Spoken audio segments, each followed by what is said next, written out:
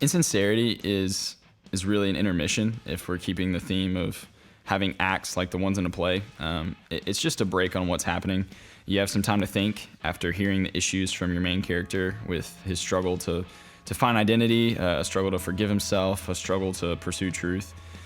I know at first the idea was to have 2 or 3 completely instrumental songs on the album that served as intermission type breakpoint songs, but we gave Derek a lot of room to work with this song. I know ever since we've been making music, Derek wanted to write a song where the dominant force was clean vocals, and that's what I think ended up happening here.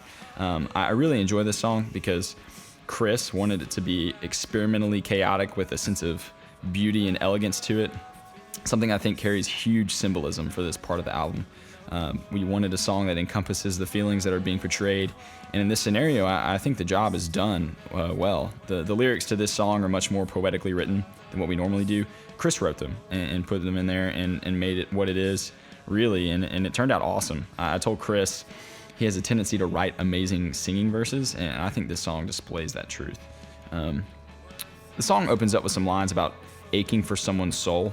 This is the precursor to the next act, behaving as a segue into Dark Grave, which leads into Facade, and finally into Intervention. We wanted to set the stage for a deep concern from the heart of the second character for the fate and salvation and well-being of the first character.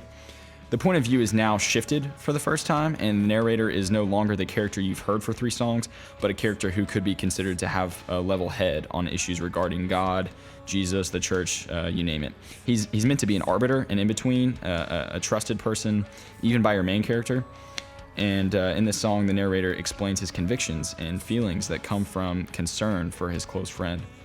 But even here, we find a dilemma. He admits that he's wrestled with not feeling the real emotions of concern. And so, well, to cut to the chase, we wanted to bring up a significant problem with the way Christians view unbelievers, even those who are close to us. So often do we approach them with argumentative attitudes and disapproval, maybe even pride mixed in with a little bit of uneasiness. We aren't really sure how to go about, quote unquote, making them Christians, but we just know that that's what we're supposed to do. And people ask you all the time about how it's going, so you should probably just go out there and force it. Well, obviously that's not really how it works. You're not going to find a welcoming, loving, biblical, Christ-like attitude from either side of any true debate, because there's no allowance to concede to the arguments of the other party. And we often isolate people and back them into a corner, and the only thing they can do is the same thing we did to them. So this song is about realizing that we need to step back and analyze our situations differently. When we approach people who don't follow Christianity, we must concern ourselves first for their welfare and for their spiritual clarity. This is why many Christians might cry but never weep. We don't really get to the point where we let ourselves care for them. We're afraid to get emotionally connected. And honestly, people can tell when you don't care for them. People can tell when you make them a project for your faith. People are so much more than projects. It's time we live the gospel out to them like they're a person.